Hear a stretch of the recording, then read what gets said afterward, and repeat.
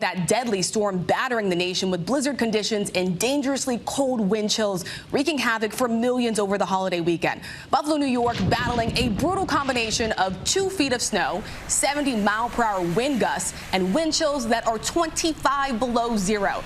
It's shaping up to be one of the worst storms in Buffalo's history because of those blizzard conditions. New York's governor declaring a state of emergency and deploying the National Guard to help. Emergency crews working around the clock, digging out stranded drivers with pileups blocking major interstates. Ice and snow stranding drivers in Holland, Michigan, with low visibility and gusty winds rocking semi-trucks. Tens of thousands of people stranded at airports across the country, still trying to reach their final destinations. Airlines say it may be days before they are rebooked. The storm's powerful winds grounding some flights. This plane struggling to land at Reagan National Airport after making several attempts.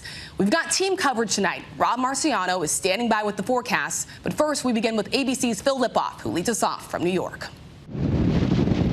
Tonight, that massive storm sweeping across the country, now paralyzing parts of the Northeast. In Buffalo, New York, more than 2 feet of snow, 70-mile-per-hour wind gusts, and wind chills 25 below zero. The airport there shutting down until Monday morning. And this stunning statement from the Erie County executive. I have to note this. It's not something that we're proud of, but in the worst affected areas, there is no emergency service available. Terrifying for a mother pleading for help on Facebook. First responders couldn't reach her home. Her 1-year-old is on a ventilator. With no electricity, mom manually giving her child air. Reporter Michael Schwartz from our ABC affiliate WKBW in Buffalo showing us the dangerous conditions. Here in downtown Buffalo, we are no stranger to snow, but these conditions so bad it's now being considered one of the worst blizzards in its history. Cars left abandoned. I have to wear ski goggles just to be able to see from these high winds that are now creating snow drifts more than 10 feet high, trapping people inside. Across the country, more than 600,000 still in the dark.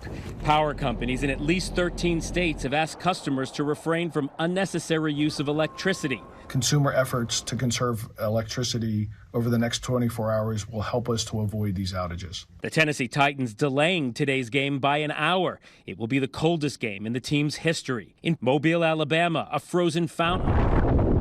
And in Holland, Michigan, abandoned cars littering roads, needing to be shoveled out and towed away. In Kentucky, more than 700 vehicles were stuck on a 14-mile stretch of I-71 after an emergency highway closure. And in Ohio, roughly 50 cars were involved in a deadly multi-car pileup on Interstate 80. Snow and ice to blame. The storm wreaking havoc on holiday travel. Many Americans won't be able to make it to their Christmas destinations. Officials calling this storm a one for the ages. Phil Lipoff joins us live from New York. Phil, we know this storm has also turned deadly in parts of the country. Rachel, you're right. Unfortunately, it has. We know of at least 20 storm-related deaths from Vermont out to Colorado. Officials in many states asking people not to go out still if they don't have to, so that emergency crews can have time to clear the roads of snow, of debris, and allow the power crews space to get the power back on. Rachel? Officials are pleading with people to take these warnings seriously. Phil, thank you. Hi, everyone. George Stephanopoulos here. Thanks for checking out the ABC News YouTube channel. If you'd like to get more videos, show highlights, and watch live event coverage, click on the right over here to subscribe to our channel. And don't forget to download the ABC News app for breaking news alerts. Thanks for watching.